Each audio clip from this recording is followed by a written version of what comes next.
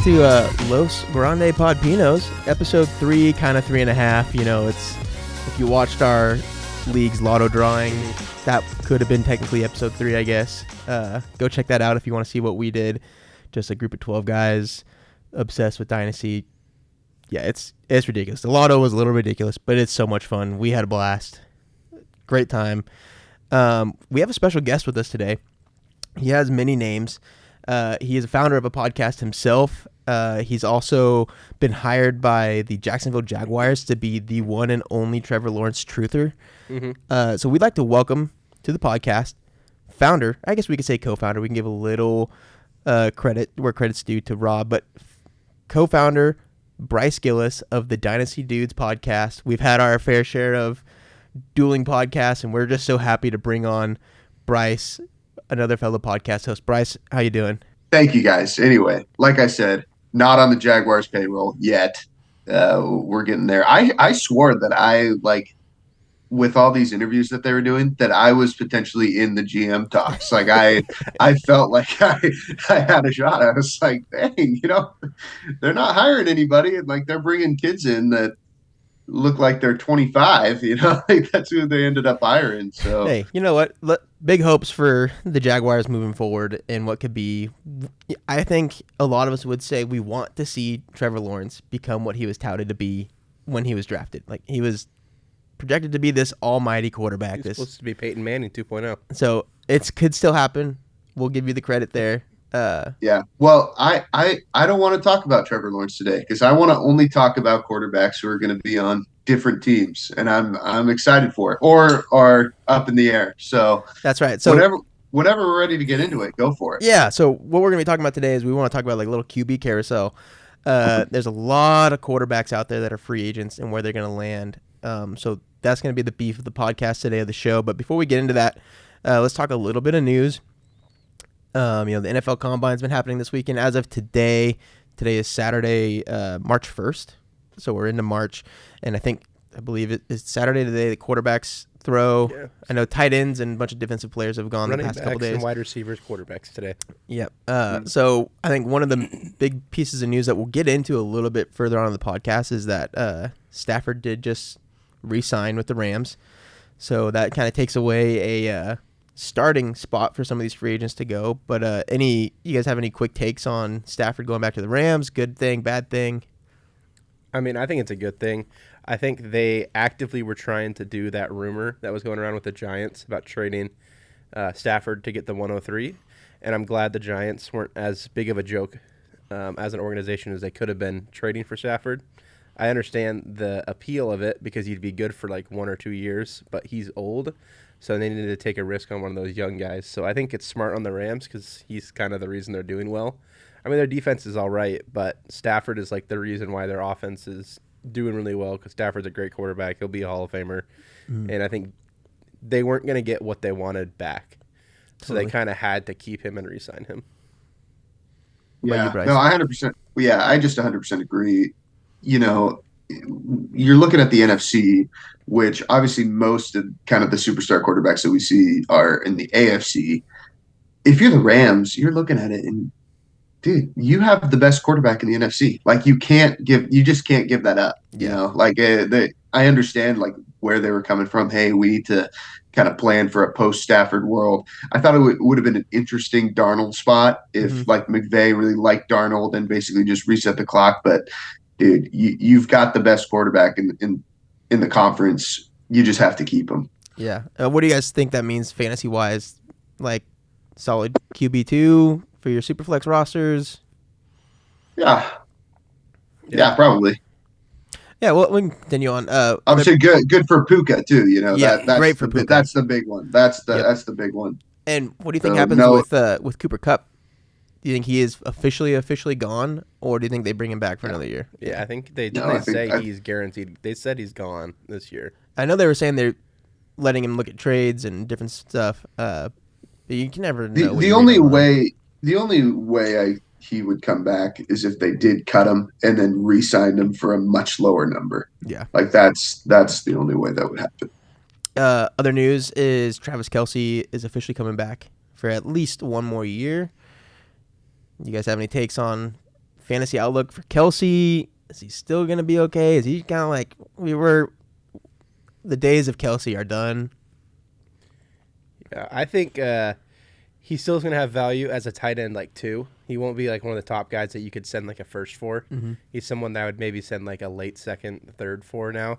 Because, I mean, even in this year when they're going to the Super Bowl, he just like didn't really do much. Like I felt like I would have had more production out of Jonnu Smith this year than I did Travis Kelce, which I think did happen. And I think like the startup value now, Jonnu is rated higher than Travis Kelce, but I think most Travis Kelce owners are holding on to what he has been and won't trade him for what they think he was worth. I mean, like if I'm 3 years ago, if I'm a Travis Kelce owner, I think I'm just riding it till it falls out. You're not going to get the value that you probably want in return, especially if you're in a tight end premium league. Like, I think you'll have some value there that'll like help you out if you're competing. Yeah, no, he's not going to be nothing, right? Like Rashee Rice is going to get suspended. They don't have like some heir apparent on their roster. Like Noah Gray is not some like kicking down the door, but it's not going to be it's not going to be something that you're super excited about. So it's cool that he's coming back. I think it's probably the wrong decision, for him. Mm-hmm. I do worry that it's going to be ugly, but TBD. Yeah, one of my big takes. Any sort of gambling advice is any way you can short the Chiefs this year. I think it's going to be. I don't think they're going to like miss the playoffs and be terrible, but I think it's for their standards. I think it's going to be ugly. Yeah, no, that makes a lot of sense. For Travis Kelce's sake here, the nice thing this year is, and I think a lot of people were talking about it last offseason, is they felt like he was not focused on what the season is going to be because he was at the Eras Tour every week in different countries all over Europe and all over Asia and all over the place. And it sounds like this year he's kind of staying in and he's going to focus on what he needs to do to actually get ready for the season. So he could have a bounce back. It's just a matter of if age really does catch up to him. Yeah. The Eras Tour is over for whatever it's worth. I don't know how I know that. Yeah, you went to one, I believe. How many people in this circle went to one of the Eras Tour shows? Oh, neither. Okay, so just me. That was it. Yeah. And you went on your own volition because you wanted to, not because you had to go. Correct. Yeah, I actually went by myself. It was, yeah. Not with your wife. Yeah. Yeah, having 2 kids has locked us down a little bit more. Traveling and like doing things to find the right kind of daycare has been tough, but it's not like, okay, I'm sure if I actually asked, I could find someone that would be super willing, but when you got an infant, breastfeeding, all the stuff, it's just easier to stay. I tell you what, the tour again was for my wife, but it was fun. I'm sure it great show. I'm sure it'd be a great show.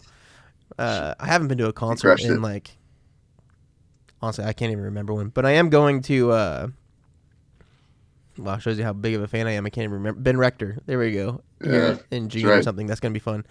But sounds like we all might be going to that. That's right. Anyway. Yeah, we'll see. Last bit of news, just because we're up here in Washington. Casey, I know you're not a Seahawks fan, but maybe you have some interesting thought on this. I'll let you speak to this a little bit, Bryce, because you've been kind of following the 25 rookies. But there was rumblings coming out of the combine that Jackson Dart was meeting with the Seahawks and having conversations. Jackson Dart is a name that I've been seeing like rise to be a potential first-round rookie. We'll talk about him when we get to the free agent quarterbacks because we're going to touch on the top quarterbacks for the rookie class as well. But any quick thoughts? I think it makes some sense. I watched a little bit of Jackson Dart this year, and like everyone, who watched him play, he had his really good moments and his really awful moments. He obviously he has a lot of the measurables that you like. He kind of has a mentality that you like. I do worry he's a little like Kenny Pickett, where are his measurables actually that good, or was he just kind of good in college? In terms of the Seahawks, like they're a team. Pretty much every mock I've seen, they go some sort of tackle, which is actually an interior guard. What are they? Are they picking 18? Something like that, right around that. Yeah, maybe it's 19 or whatever. And I look at that, and there's so many good guards that they can address in the late rounds. They really would be a candidate to go and take a shot on a quarterback here in that mid first round. So we'll see. Yeah. I don't hate it, but I actually have a different thought for the Seahawks quarterback later we'll get in the to episode. that. Yeah. Well, before we dive into all that stuff, let's just move forward. A piece of the show that we like to do is I go on the Keep Trade Cut and I find some trades that have gone through. So I just want to ask you guys this or that. What do you lean? One of the trades I had to get in for Bryce and I because it involves two of our my guys that we really enjoy. So the first trade, and Casey, we'll go to you to get your opinion first because I'm sure Bryce can really talk about this, is Rome Odunze and the 2025 101, the 2025 111 for Brian Thomas Jr. and the 2025 105. Yeah, I would take the Rome side of it. I think Brian Thomas is amazingly talented, but I think being able to pair Rome with Genty, I'm assuming that's what you're going to take there. Just that combo alone, I'd probably take for BTJ and the 105 because in my head, I'm someone who doesn't think this class is that great, and if people are saying, "Oh, the 111 is this great running back," I'm like, he's getting taken in the third round on the NFL draft. How great can he be? Totally. So that 111 and 105 is not super appealing to me. I think you can get some decent stuff, but I don't think it's that big of a needle mover. So it's more of BTJ and for Rome in the 101. And I think I would just take the Rome side because I think the potential of Rome is there, and it's just a matter of can he fit in the scheme with Ben Johnson well enough. And I think no matter what happens, he might not be a wide receiver one like BTJ, but he'll still have upside like Jameson Williams did, where Jameson, people don't really like him too much, but he did have over 1,000 yards this year. Mm-hmm. So Rome, I think, had almost 800 yards even as a rookie in a pretty messy offense. I have no idea. I will check right now. Let's see what Rome did. Bryce? Yeah, I think it's super close because, okay, so that 105 is really interesting. We actually just had a conversation about the 105 in our league because it just got traded for. There's a really good shot that you can get a very high level running back. There might be. I've seen some mocks that go 3 running backs in the first round, and if that's the case, including you just look at the teams that need running back in really high level operations where there's just so many awesome landing spots where I do think the 105 you might be able to get one of those guys because obviously you just like BTJ so much more than Rome at this point.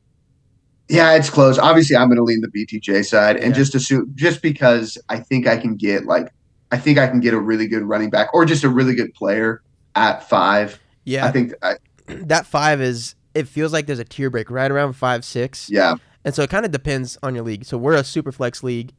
Right. There's a chance that, Cam Ward or someone goes in the top 5 picks, which then one of those running backs that you're talking about falls.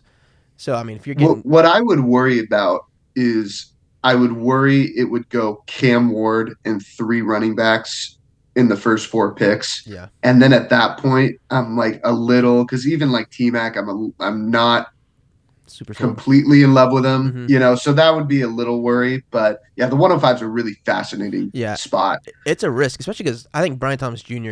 is phenomenal, and he just proved to everyone that hey, you should have taken me earlier. He's got the talent, he is an elite wide receiver. So I think that is a fairly close trade. By the way, did you guys hear that Harbaugh was debating between Alt and BTJ at 4 or 5 last year? That'd have been awesome. That wouldn't surprise me. Yeah. I was always crazy. Really high on BTJ. After I saw him at the Combine, I was like, this guy is an athletic freak. And he's being shadowed by he's in the shadow of Neighbors, so everyone was looking at Neighbors as this awesome wide receiver. And so, yeah, that would have been awesome to see him with Herbert. Let's move on to the next trade. Kind of nice little tight end premium trade here. Zay Flowers and Tucker Kraft, or Xavier Worthy in the 207. I lean the Flowers Kraft side, personally. Xavier Worthy, like I said, I agree with Casey. This class doesn't feel very deep to me, so the 207 kind of just feels like a throw-in at this point. And so Flowers has shown he can be pretty productive with Lamar, and then Tucker Kraft is a pretty great upcoming tight end. And if you're in a tight end premium league, I think he's helpful to have on your roster. Yeah, I'm in the camp that Flowers kind of sucks overall. This year was Lamar's best year ever passing. I think Lamar threw for over 4,000 yards and threw for like 40 touchdowns. And the person who had the most touchdowns on the Ravens this year receiving, I believe, was Rashad Bateman. So in Lamar's best passing touchdown year, Zay Flowers had 4 touchdowns and had only 1,000 yards. Jamison Williams finished higher on less receptions and had more touchdowns. I'm a certified hater of Zay Flowers, so I will still go his side just because Tucker Kraft, I think, outweighs Worthy in the 207. Worthy is going to be good, but if Rice comes back, I'm not sure if I love his value long term. And those Super Bowl touchdowns were against backups, so like I don't think those matter as much because the game was over by that point, and that was just Mahomes airing the ball out against people who were like, yeah, this is already won. There's 2 minutes left, so it doesn't really matter. I think Worthy is going to be a good asset going forward, but I think people are still entranced by Flowers and think that he's good, even though I don't think he's that great, personally. Yeah, I'm actually kind of right there with you, Casey. I've never been a huge Zay Flowers fan. I don't like tying myself to any of those Baltimore pass catchers. Just not a fan for me. I still probably lean that side though. I kind of agree with everything you said about Worthy. I actually sort of like the late second, early third of this draft. Like that, I kind of like it, but it's still just a throw in. Like but there are some guys that like I have in my mind that are going to go in that range that I like quite a bit more than maybe even last year, the last couple of years. But yeah, Yeah, I agree with Casey. yeah. I think Flowers and Worthy feel fairly similar.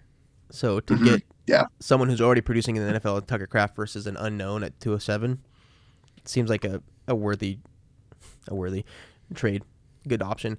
We'll move on to the next one. We got 3 more, so we'll kind of brush through these pretty quick. But this one's kind of a big one. I wanted to find a trade with Sam Darnold in it since we're talking about the free agents. Justin Jefferson and Sam Darnold and the 107 and the 206 this year. So it's a big trade. Or Drake London, Brock Purdy, the 108, the 111, and the 305. That's a tough one. I think probably the Justin Jefferson side because you're still getting Jefferson and you're getting the 107, which is the best pick after that. You're getting Sam Darnold, which is tough because you're not sure where he's going to be or if he'll be with Jefferson. But I think I like Justin Jefferson more than I do London and Purdy. So for me, it's more of the players that are in the league currently. I would like if I was a Justin Jefferson owner and I needed a quarterback, I'd probably take London and Purdy for Jefferson. But I'd probably want a little bit more on top still because Jefferson was the wide receiver 2 this year behind the guy who got the Triple Crown, and they looked relatively similar, and he had Sam Darnold as his quarterback who played great this year but historically has been bad. So who knows if Sam Darnold was this year's Geno Smith when Geno Smith was amazing with the Seahawks, but I'm willing to take that risk just because I'm getting Justin Jefferson, plus the 107 is better than the 108 and the 111. So I think you can just get more out of that Justin Jefferson, and worst comes to worst, you flip Jefferson for what our league mate did, which is 3 firsts. Yeah. Yeah, I kind of just don't know why anyone would do this trade other than they were bored and wanted to make they're essentially like a really lot of just similar players. Like obviously Jefferson's like the best player in the trade, but like London is really good too. And like a full season of Penix, like I think that's going to be really exciting. Like Purdy and Darnold, I view very similarly.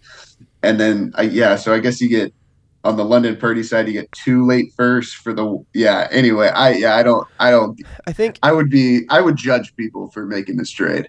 Here's how I could justify the trade: is if you're the Darnold owner, maybe you're like me. So we'll probably talk about this. My QB room in our league is like extremely volatile. Like there's a chance after week 5 I don't have any starting quarterbacks. So you probably see the security in Purdy over Darnold. Like, okay, I actually get a starting quarterback who has some job security.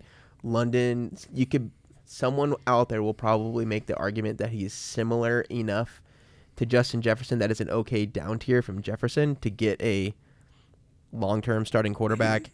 And then maybe you decide, hey, the 108, 111, I compare that and maybe move up to the 106, 105 or something, or figure out how to move Or those you around. just, maybe your team lacks a little depth and you just want to make 2 picks instead of 1. So Yeah. I get it. Yeah, I Good get way it. to tear off of Justin Jefferson for some depth. Mhm. But I probably also agree with you guys. I might lean Justin Jefferson, Sam Darnold, just because I think Darnold will have at least one more year of starting, and he should be decent enough that be worth getting Justin Jefferson. It's a matter of, is he Geno Smith Seattle his first year, or is he going to be Baker Mayfield in Tampa? You don't know what you're going to get. Yeah. Well, speaking of Seattle, this next trade involves Justin Jefferson, Garrett Wilson, Russell Wilson, the 2.8, 2.11, and the 3.12 for Lamar Jackson. I'll take the side that has a lot more people on it. I think JSN and Garrett Wilson are... I think Lamar's amazing, but I feel like I could trade Garrett Wilson or JSN for a quarterback who's a lower tier that'll give me similar productivity like a Baker Mayfield. I think it'd be a lot easier to keep most of what I have to get like a Baker Mayfield type quarterback than get the guy who's going to be on top, because I'm giving away so much. Yeah, I think if you're... So, like, for example, the guy who owns Lamar in our league also has Joe Burrow, so he's stacked at quarterback. And this seems like would be an okay tier down to get 2 pretty solid wide receivers, JSN and Garrett Wilson. Now, you're taking a big hit by going to Russ. Like, this could be it for Russ. We don't know. So, I get it.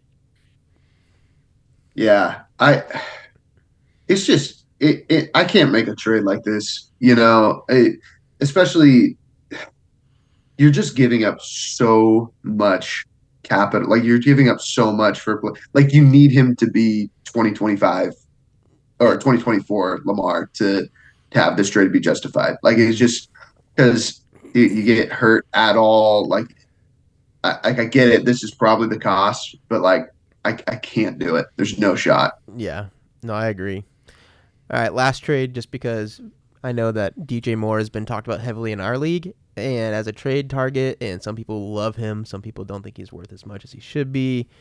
So I found this trade on KTC is DJ Moore, the 107, the 207, the 212 for CeeDee Lamb, Travis Etienne, and a 26 random second.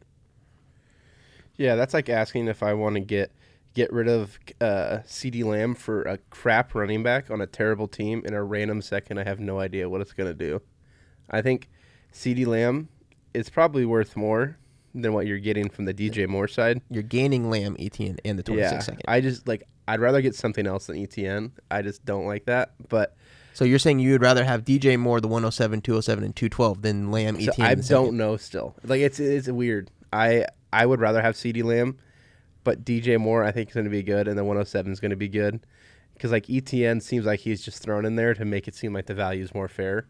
Because Etienne's value is just completely diminished, and I think everybody is pretty confident he's not going to be the starter in Jacksonville this year, and he might get moved somewhere Lucky for us, we have the Jacksonville Truther on the podcast. He can tell us his thoughts about Etienne.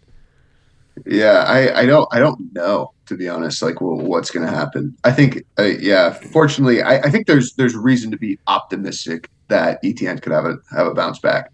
If nothing else, like, he's on the last year of his contract, so they have all the interest in the world in just running him into the ground. So he might just have a bounce back year because of that. Give me the Lamb side. It's not even close for me. Like, this is, I get a superstar, like, cornerstone asset for, I like DJ Moore. The 107, if you do your homework, can be a good player. Give me CeeDee Lamb. Yeah, I would definitely take, even if it was just CeeDee Lamb for DJ Moore, the 107, 207, 212, I would give up DJ Moore in those picks for CeeDee Lamb. Me too. Yeah. The more I think about it, I agree with you. I think it's a no-brainer. Mm-hmm. Cool. Well, that's random KTC trades. So let's move on. Let's get into the meat now. The QB carousel. Let's talk about all these QB free agents. Where are they going? What's going to happen? Let's predict it. Who knows if we'll be right? So before I get into the free agents, let me just talk about the landing spots that I think are available. You guys can give your 2 cents. I've kind of separated these out into 2 categories, where a starting role is available and where a competing role is available. So the starting roles I've listed off, we got the Giants, the Jets, the Raiders, the Steelers, the Browns, and the Titans. And then the competing roles is the Colts, the Seahawks, the Saints, and the Vikings. I say the Vikings as a competing role because of McCarthy. If he's going to start, you might come in to compete. I think you could even argue the Titans maybe could fall under competing. Yeah, with Levis. Yeah, it's close. It depends on who it is. So there's a lot of free agents. The main ones that I think we should talk about today. One, we should talk about the top 2, maybe 3 rookie quarterbacks and where they could land because that'll shuffle this up a little bit. And then you got Sam Darnold, Russell Wilson, Justin Fields, Aaron Rodgers. Then we can touch on Danny Dimes, Jameis Winston, Joe Flacco, and for Max, we can talk about Mac Jones. So let's get into it. Let's start with Cam Ward and Shedeur Sanders, and if we think that Jackson Dart might sneak into the first round, what do you guys kind of foresee them going, and what's kind of happening with that situation? Yeah, I guess I could. Go for it, Casey. No, Start, you first. Casey. You're the QB expert. You go first. I have a little bit of a conflict of interest right now because I have a very reputable and fantastic and profitable client. Yes, you do. Who will remain unnamed, who did nothing wrong.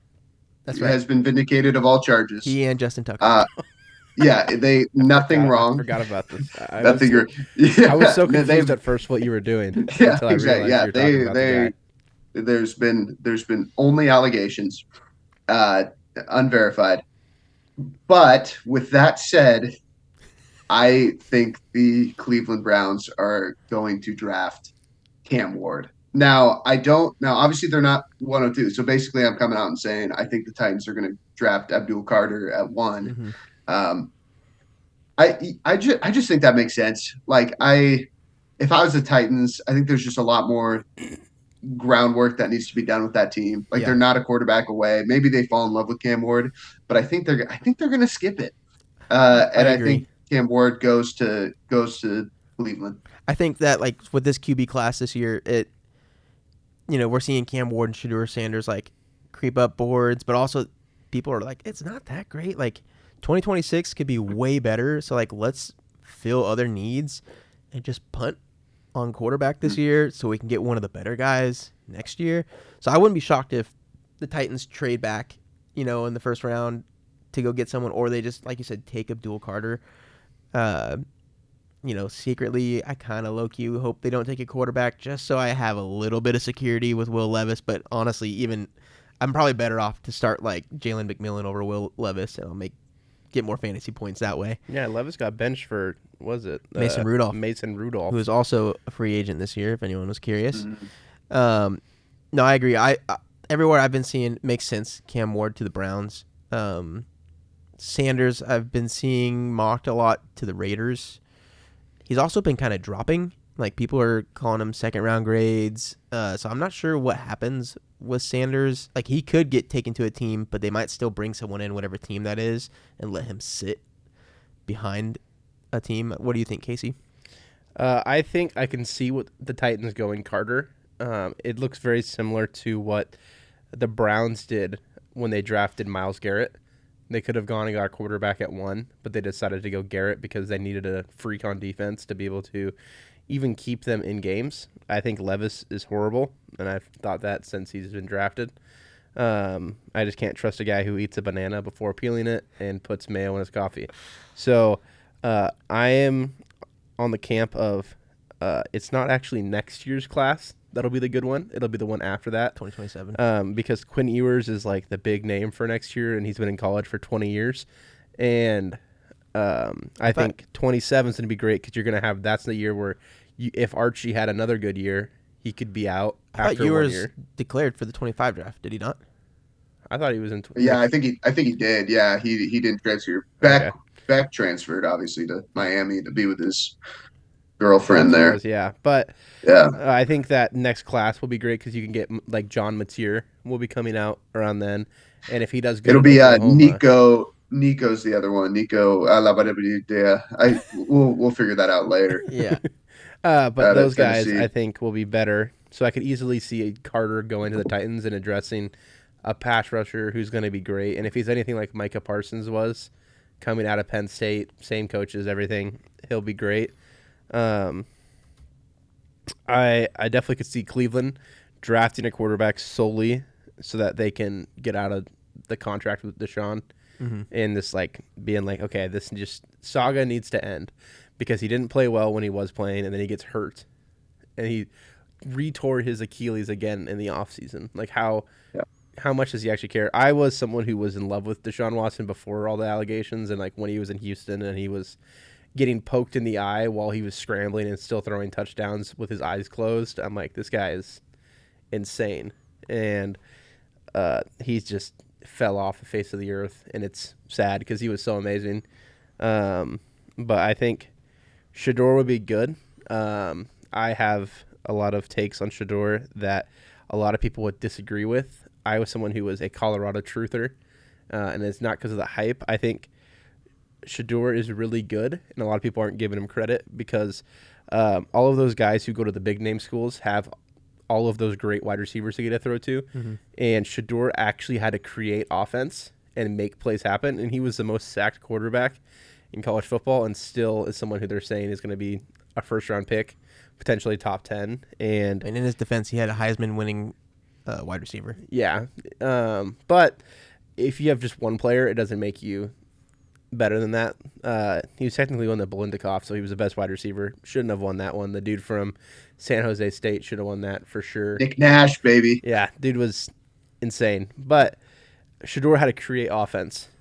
He had no offensive line, and he still was able to do decently. And I think like that's more of what it's like being in the NFL than being one of those Ohio State guys who sits behind the best offensive line and throws to the five best wide receivers over the last classes, you know? So that's more realistic to what you'll see in the NFL. The same thing with Bo Nix. Like, Oregon's great, but they don't have, like, the best wide receivers in the world. Their number one wide receiver went in, like, the 5th round. Yeah. And that was Troy Franklin. This year, I think it's a little bit better with the Tez guy. Tez Walker. Tez Walker, I think his name. No, Tez Walker, potentially. Whatever one that lived with Bo Nix is, like, his family, like, adopted him or something like that. But those guys are better, but they're not like guys you'll see at like Ohio State, Alabama, where the quarterback gets to play with the top guys. And I think Shedeur could be someone who could be pretty good. Jackson Dart's okay.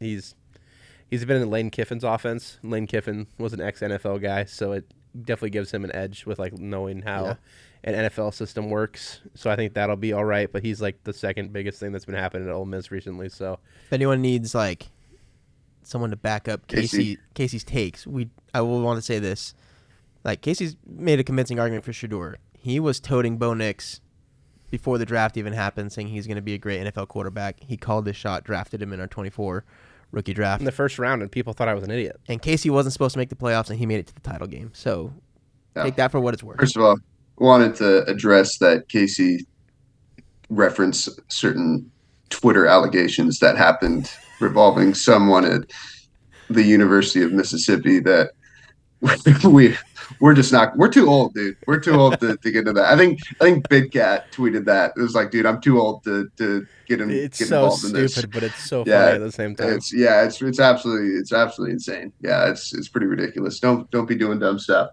Yeah, you kind of mentioned Shedeur. I like Shedeur too. I think what ultimately is going to happen with Shedeur is either he goes to the Giants. So what I think is going to happen is the Giants are going to bring someone in that could be their starter. And I think they might not quite to the level of what the Falcons did last year, where they just kind of pull a deke and say like, oh, Russell Wilson, just throw a name out there. He's going to be our starter. And then they draft Shedeur at 3. I think that definitely could happen. I think it would make a lot of sense. If Andrew Thomas is healthy, the Giants' offensive line is actually kind of good. Mm-hmm. Evan Neal is an absolute terrorist. Okay, that's what I thought. I was like, doesn't people hate him with a passion? Yeah, he's evil. But Andrew Thomas is like the best tackle in the league if he's around, and that's why like they came into Seattle and beat the Hawks, and it was because Andrew Thomas was healthy. And so I think it potentially could work with Shador at the Giants, and that's currently my prediction. But we'll see. I like that prediction as well. Shador to the Giants. Like I said, I've been seeing a lot of him to the Raiders, but I feel like the Raiders have a few more pieces they want to gather before they like invest into a quarterback.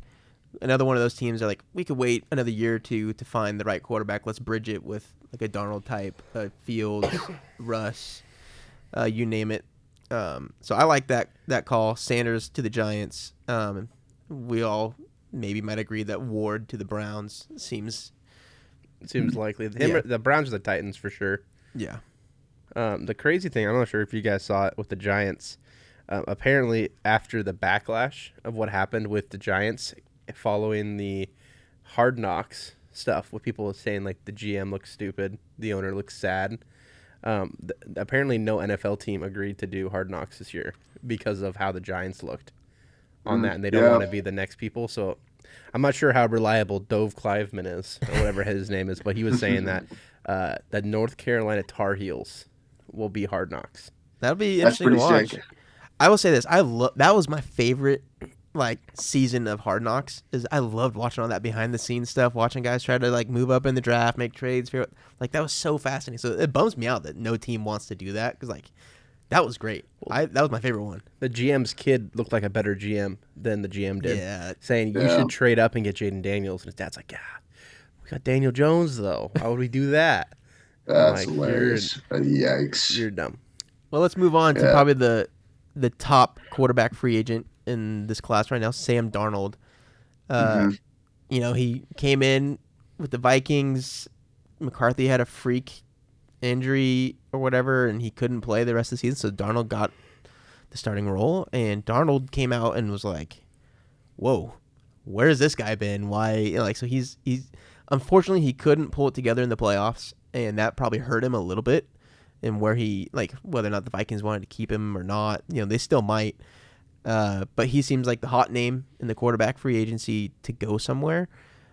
So what do you guys think? Where's Darnold going to end up? Is he staying as a Viking? Is he moving on? I will address this first. I don't think that this is not, unfortunately, like an actual official prediction. It's what I think should happen. Okay. And what should happen is Sam Darnold should be the next quarterback of the Seattle Seahawks. And I think they brought in Clint Kubiak, who is a Shanahan guy that has been clearly where Darnold is going to fit in. This hasn't been talked about enough, I don't think, that Darnold where has he thrived? He's thrived in the Shanahan system. That's it. Other places, it's been a disaster. And so I think that limits the opportunities. And I was gonna think that the Rams were another place that he could go and reset the clock. But I think if you're the Hawks, the Hawks are the Steelers of the NFC at this point. Like they're never going to be bad enough where they're going to pick in the top 10, but they don't have the juice to actually compete for a Super Bowl. For a fact, like Geno Smith, I love Geno Smith. I'm a Geno Smith defender in a lot of ways. One, he cost us a couple of games that were crucial, particularly that Rams game last year. And he just, again, 3 years, one playoff appearance, no wins. At worst, Darnold is as good as Geno, and he's just younger. Sam Darnold is younger than Joe Burrow. Yep. Like he could be your quarterback of the future. You probably could get him on that Baker Mayfield deal where you pay him, $30-35 million a year. And dude, you're set up and you just play within the Kubiak system. Yeah. So that's what I think should happen. Obviously that would mean that Geno goes to a different place. I can address that later, but I would love that. Where I actually think he's going to go, I think he's going to be a Raider. Yeah. Just because they're going to pay him the most money. Yep, I agree. I do think that the Raiders will take a shot on Darnold. He seems like he'd fit well with Pete Carroll. USC guys. So as a Seahawks fan, I also agree. I think he would be great in Seattle. I think he'd be a great quarterback to build around. But I see him going to the Raiders, which, as a Darnold owner, I'm okay with him throwing to Brock Bowers. That could be good for fantasy. Any takes on Darnold? I think Darnold is someone who I was a huge fan of coming out of college. Seeing him in person play that WSU versus USC game and like it felt different up there. Like that was being up in the press box working for the team. I had never seen as many scouts in Pullman, Washington than I have at that game. And that was throughout the entirety of working 4 years in the program. So I thought Darnold was going to be very special. So I was pretty excited to see him do well finally this year. I think the Jets was kind of like a terrible place to be as a quarterback. They made Rodgers look bad. I think Rodgers is still great. But I think Darnold to the Raiders makes a lot of sense. I think I can see the argument to Seattle. I'm the opposite of Bryce. I'm a Geno hater. And all I've seen from anybody that's a Seattle fan is, man, Geno is costing us all of these games, and he's playing horrible and all this stuff. And that was the point when Geno had the most passing yards in the NFL at the time. So it felt very similar to when Sam Howell was in Washington, and he was having great stats, but they were losing every game and losing every close game. So Which Sam Howell was with Seahawks. the Seahawks now, which is funny. No. But I think the Raiders makes a lot of sense. I could also see him going to like Tennessee. I think he's just going to go wherever the wind blows him to wherever he'll get the most money. Whoever believes in him the most will just pay him the most, and he'll just go there. But I feel like he might put himself in a better situation for a little bit less money. So like if a place has terrible receivers like the Raiders kind of don't have anybody right now besides Bowers, he might go to somewhere like Tennessee who has like a Calvin Ridley at least, so he has a wide receiver one that can do something maybe. Yeah, the Raiders, it's interesting because they could maybe trade up and get a quarterback like a Sanders or, a Cam Ward maybe. But they also, they could draft Ashton Genty with their pick. And so they get someone who can kind of manage the game back there. Genty and Bowers, kind of a powerhouse there. Like, I could see it. Yeah, well, they also can, if they did sign Darnold, they can use that early pick on a weapon, like you said, like Genty. Could be T-Mac. Could be, like, they can address that. Because they actually have a middle-of-the-road offensive line. Mm-hmm. So that's not like this huge need where so many of these bad teams you're like, dude, you got to take a tackle, there's just no one there. So yeah, I think it could definitely work. I think my top two spots that I think are probably the Raiders, and I wouldn't be shocked if the Vikings brought him back for one more year. Now if he loses games, I could see McCarthy stepping in and taking over halfway through the season, unfortunately, as a fantasy owner of Darnold, but I wouldn't be shocked if the Vikings decided to keep him. I think I would be shocked because the one thing about Darnold, he hasn't gotten a second contract, like a real, a big payday, and he would be an absolute idiot to delay that any further. Like he needs multiple years. He needs that 9-figure contact. But can't they tag him? The Vikings could tag him. Yeah, but they want. Well, if they do, it's $40 million, and then he would be not crying. Exactly. But teams don't want to do that, and the Vikings aren't going to. When you brought up the Raiders drafting Genty to be able to kind of help with Darnold there, knowing Pete Carroll historically, he'll actually take the worst option and take like a Caleb Johnson there because of the Rashad Penny incident over Nick Chubb in that draft. Yeah. Dude, Penny, it was injuries, though. Like, Penny had his moments. It sucked. Well, let's move on to our next free agent, Russell Wilson. What's happening there? Is he staying in Pittsburgh? Is he moving on? We talked a lot about the Raiders and Darnold, but there's the pairing with Pete Carroll. The Steelers are just an interesting conversation because they have both Fields and Russ, and I know they want to sign one of them. It's like, do they think they can win more with Russ, or do they maybe have the quarterback of the future with Fields because there's youth and they can build around him? I guess we can kind of hit on Russ and Fields together in this section. I think they do end up bringing back Russ. I think Russ is going to be a Steeler one more time. It's close. I watched a lot of Steelers Russ last year just because I was interested and I was rooting for Russ and really kind of liked what was going on. at the end of the year, George Pickens gets hurt, and their wide receiver room was just awful outside of Pickens, and I really think that more than anything was kind of what cost them. Um, they also they need to upgrade their running back room. They're going to draft a running back like Najee and Jalen Warren. As much as I love Jalen Warren and like he plays kind of a good complementary role, uh, uh, they need like a real like powerhouse back in that offense, and they need another wide receiver. Like they need someone to complement George Pickens.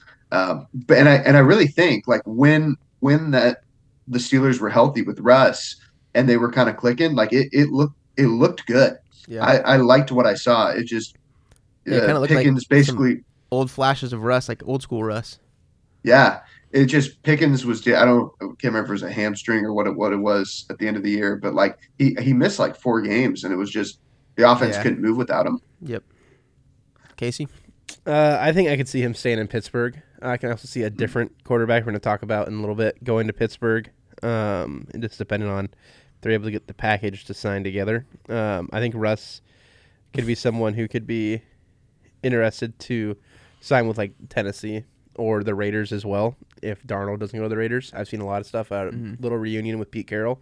And it's because it seems like the breakup with Russ in Seattle was a little bit more of his ego, and it seems like with him doing poor in Denver that one year, his ego kind of went down a little bit, and I think he's back to like his old school, build up the locker room, build up his team around him, Russ, which he was for most of his years in Seattle, and I could see him going back to Vegas, but I could also see him staying in Pittsburgh.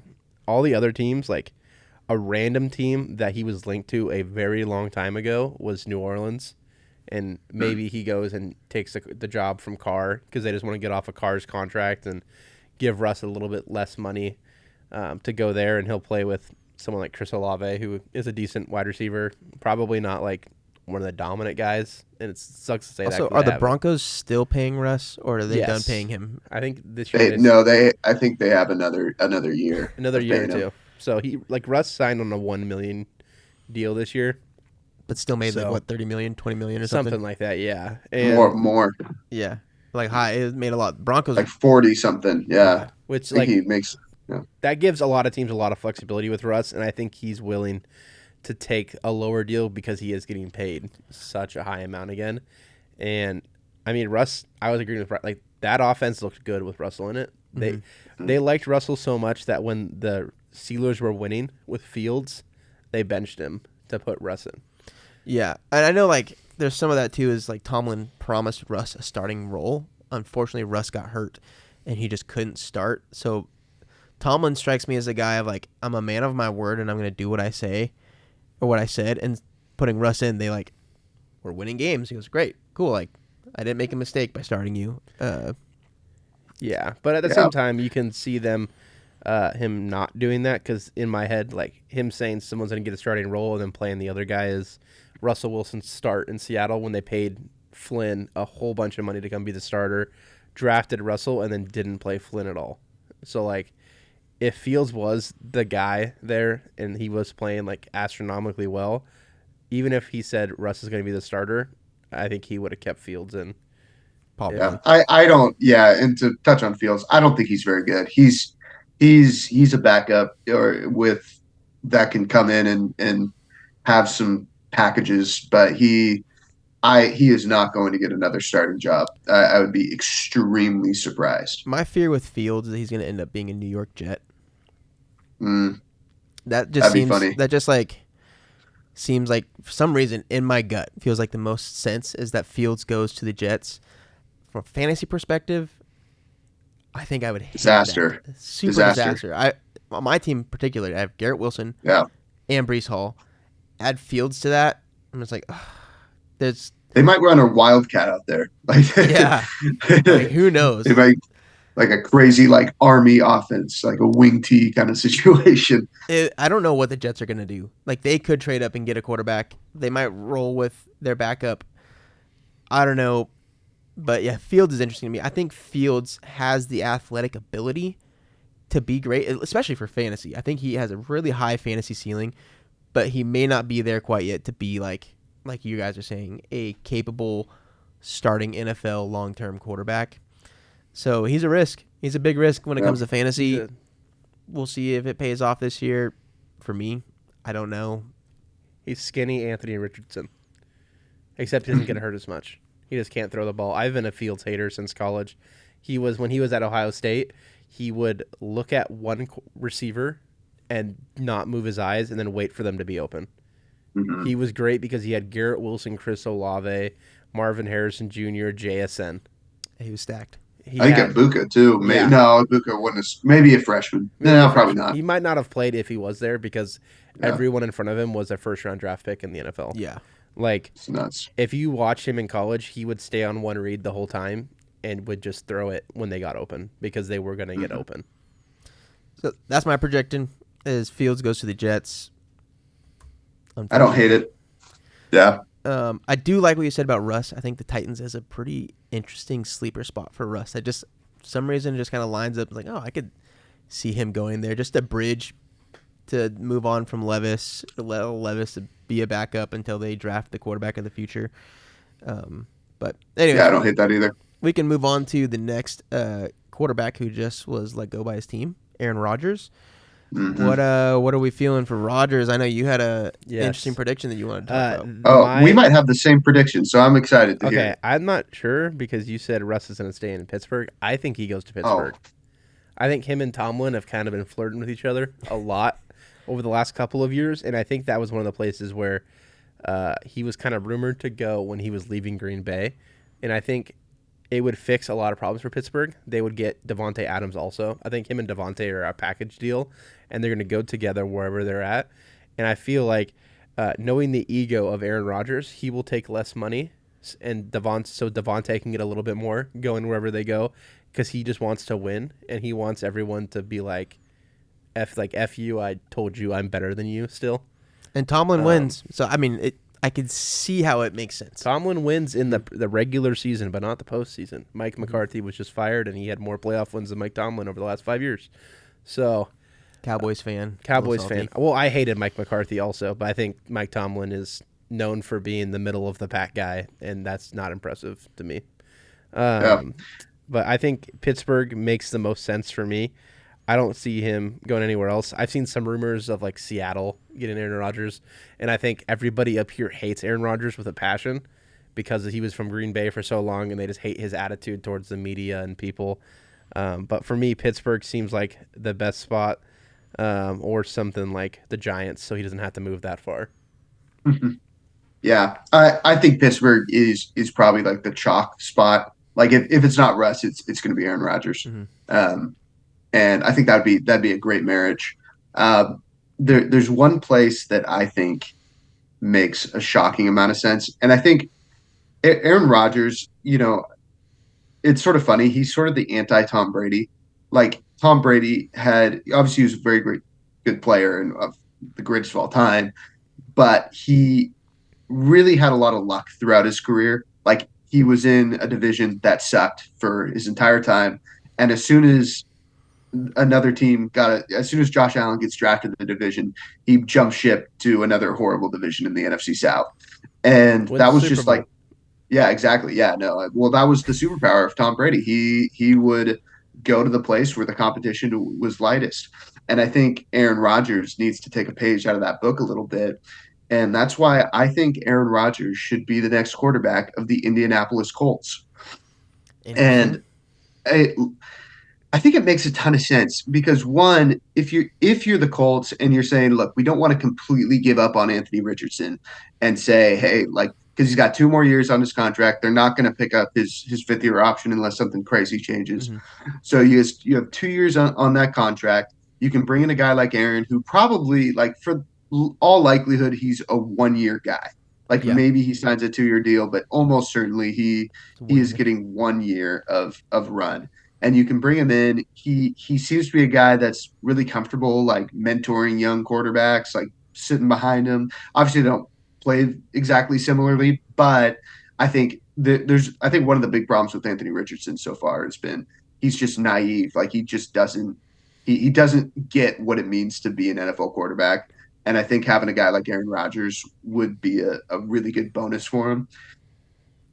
add to that, I think the Colts are actually uniquely positioned. I actually think they kind of have a good team, especially on offense. Like that offensive line is like really good, and they have kind of like an underrated. Like they don't have like a superstar in their receiving room, but they've got like a lot of like really good ones. Yeah. And I think, and in a relatively, there's no like horrible division in the NFL these days, but this is like the AFC South is probably the worst division in football. There's no high end team.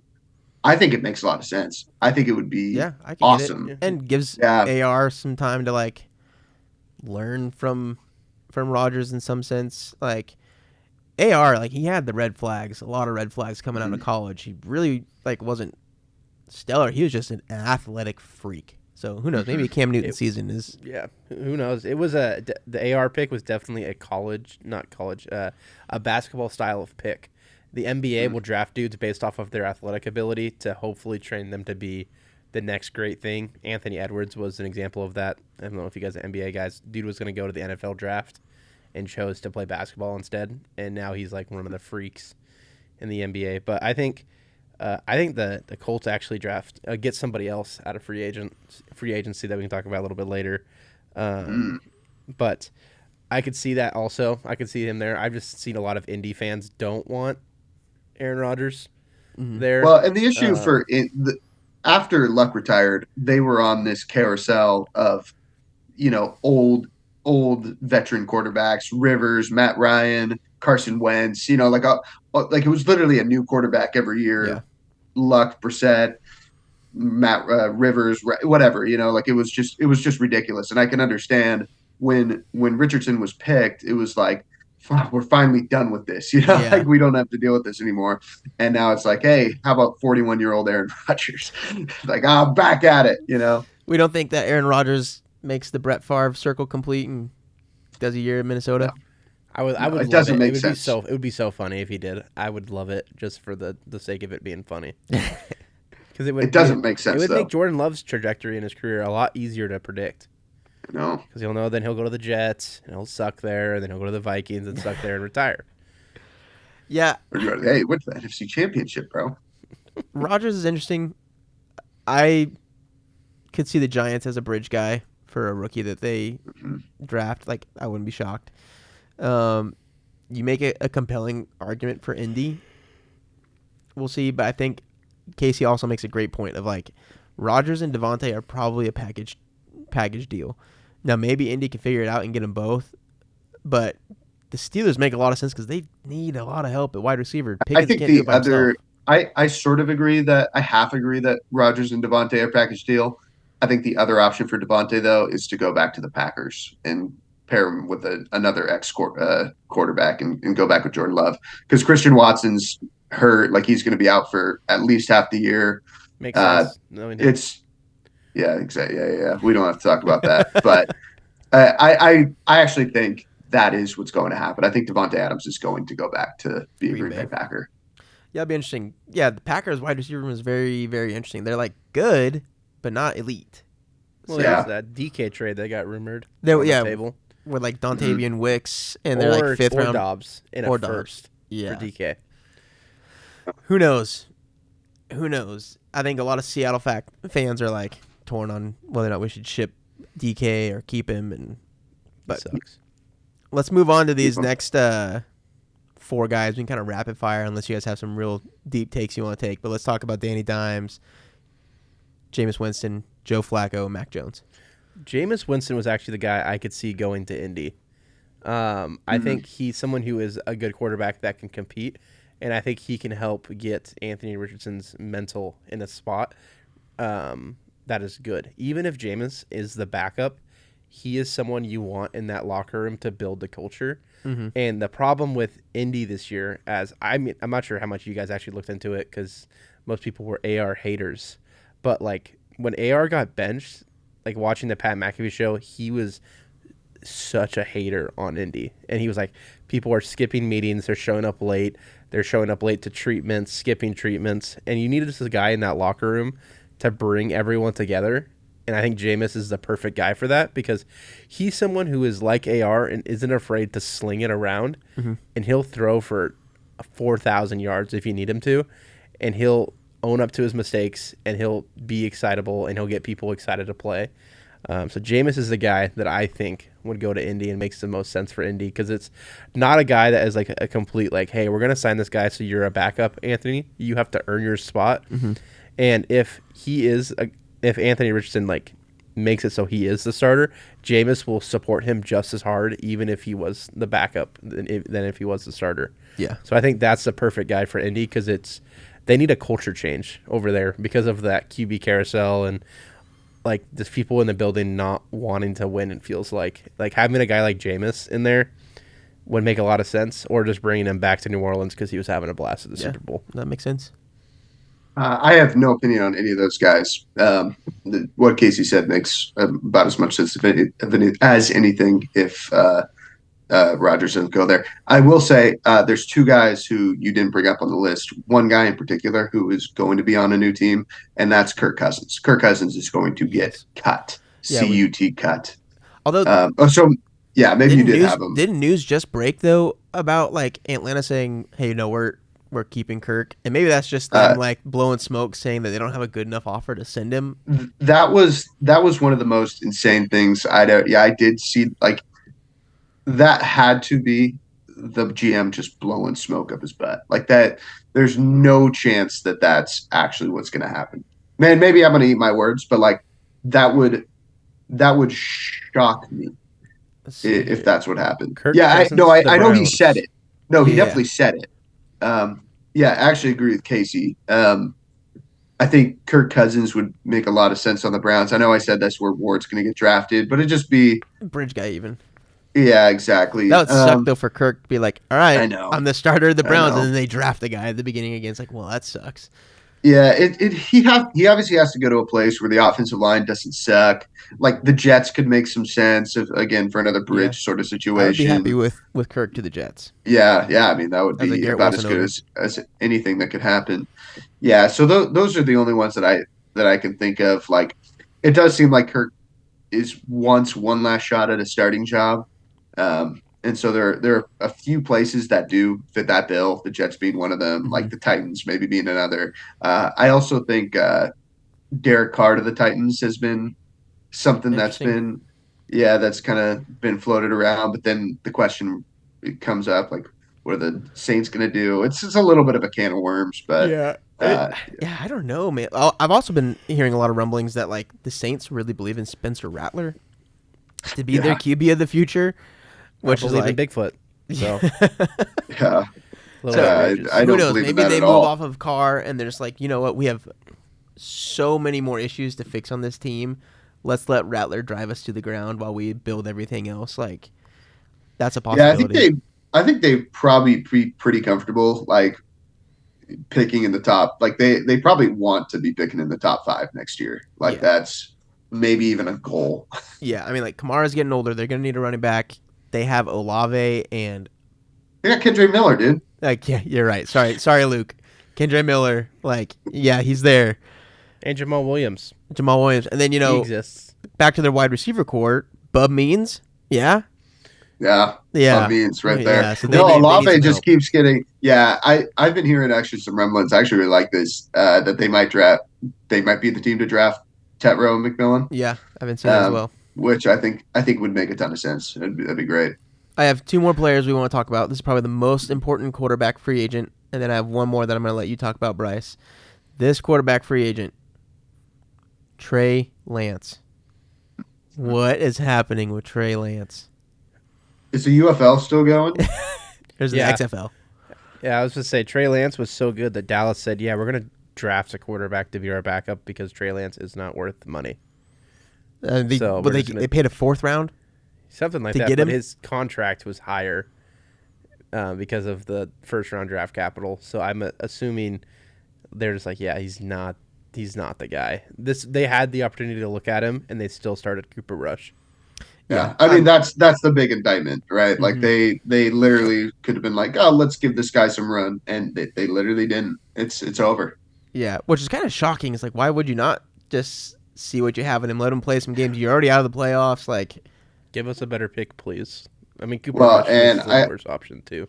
Which maybe that's why they went with Cooper Rush, because they knew they could like get a better pick in the draft.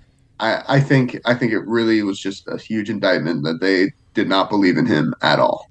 Yeah, no, I agree. Trey Lance, I really should drop him in our league, but now it's almost more funny to hold on to him and just Yeah, ride him out till he dies. But yeah, I don't expect him on an NFL roster this year. I think someone will pick him up. He'll be a third stringer again. Mm-hmm. Maybe he gets a backup. I doubt it, but I bet you he'll be somewhere.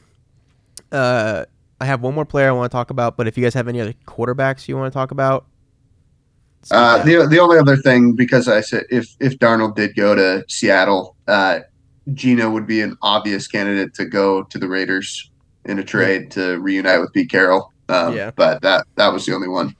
Yeah.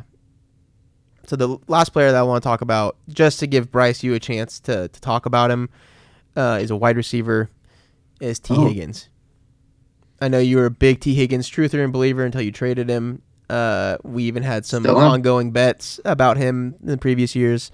But he's the biggest name in free agency right now, and so I would feel like we're doing a disservice having a free agency podcast and not talk about T. Higgins. Well, I'll say this real quick. So I think he is going to get franchise tagged and stay with the Bengals. If you're T. Higgins, getting that second franchise tag is such a big win. So what happens once you get that second franchise tag is you essentially cannot get tagged a third time. Like it's an astronomical amount of money to get tagged a third time. So if you're T. Higgins' agent, players to T. Higgins' caliber just don't hit free agency. It just doesn't happen. So he's essentially guaranteeing himself that he's going to be a free agent in 2026. So he should not even what I would be recommending for him is saying, dude, sign the franchise tag, play it out, and then in 2026 you are going to be an unrestricted free agent and get as much money as you could possibly get on the open market. But I'm curious though, 2025 seems like the year to be the free agent because there's no wide receivers in this draft that are worth grabbing. 2026 seems like it's a better class from my little bit of knowledge of looking into it. Maybe it's 27, but I just don't think it matters with a wide receiver of his caliber. Like he's just going to have a market, and dude, you just look at it. Like look at the history of NFL free agency. Like players in general of his caliber just don't hit free agency. Like you never see it, particularly wide receivers. You just don't see it happen. I do wish he could stay a little healthier, but yeah, and we'll see what happens. And also, you don't know how much to do with that has been like, hey, I don't have a long-term deal. I'm not risking anything until I get that contract signed. Makes so sense. yeah, someone is going to pay him a ton of money next offseason. The one guy, because of that, the one guy who is a free agent who did get tagged twice in the past is Chris Godwin, who now becomes he's not the T. Higgins level, but he now becomes the best free agent wide receiver on the market. I would be keeping my eye on the Denver Broncos for him. That's kind of my official prediction. He fits exactly what they would need. He'd be a great compliment to Sutton. Any closing remarks on either of those guys, Casey? I don't know too much about it. I think wherever Godwin goes, I think the team is. I don't think he's going to get a lot of money. I think Chris Godwin is great. However, he broke his leg in half. And as a wide receiver, that's a little harder to come back from. Yeah. So I think he will not get the money he's looking for. T. Higgins, I agree. I understand why players are mad when they get franchise tagged because it doesn't give them a long-term security deal. And the NFL is so volatile and you can get hurt at any time. But you're also getting paid a ridiculous amount of money for 1 year. And I don't see the negative impact of it. Obviously it's frustrating. And you don't get the long-term security and all that stuff. But I think it's a good way to show that you're worth the money that they're paying you. T. Higgins would be a great candidate to go to New England this year if they franchise tagged him and then traded him. And then New England would pay him. But I also, in my head, I've heard Joe Burrow say he's going to take less money so they can pay both Jamar and T. But their defense is just horrible. So I don't think that the Bengals will be the Bengals got a few other issues to figure out.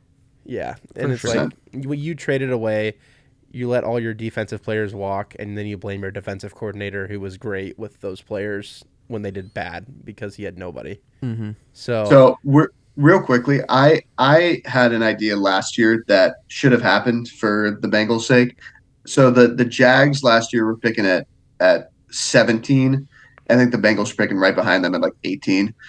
And I said, hey, the Jags should trade that pick for T, and then the Bengals should draft BTJ right there. And that would have worked great. It would have worked for both sides. The Jags would have probably been holding the bag a little bit, but they would have had T. Higgins, which obviously was Trevor's college quarterback. And they didn't do it. They and the Bengals, dude. The Bengals are just such a brutally run organization, man. It's so, I hate looking at it. It's just awful. No indoor and facility. They'd be stupid. Yeah, it's just bad. They're just broke. It's just dumb. Well, it's exciting time. Free agency is about to kick in. It's about to start here in the next couple of weeks. I think there's some exciting stuff coming down the pipe, and it's going to be a fun free agent offseason to pay attention to and see what happens. So I'm looking forward to it.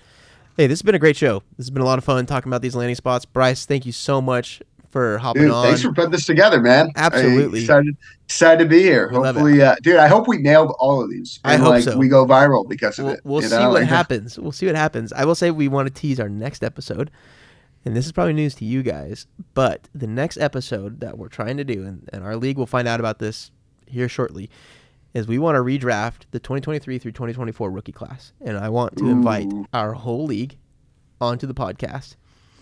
And probably everyone won't be able to make it, but we will run through a whole redraft. Jason has already created a spreadsheet that as you select who you want, it auto-populates it into a draft board and highlights who's been taken. Like, I think it could be a lot of fun just based off of our reactions together on the lotto drawing. We were just having too much fun together. I think it would be fun to get us all on a podcast. It'll be absolute chaos, but it'd be interesting to see how we redraft those rookies with the knowledge that we have now. Would it be the year, like, so the 2023 class we would redraft that year and then 2024, or is it combining both of them together so that it would be like a 2023-24 class? I think it's combined is how I'm leaning. Okay. Be a combined yeah, that'd be cool. draft just to see where they all land, how it falls. I think it'd probably be Daniels, then Puka.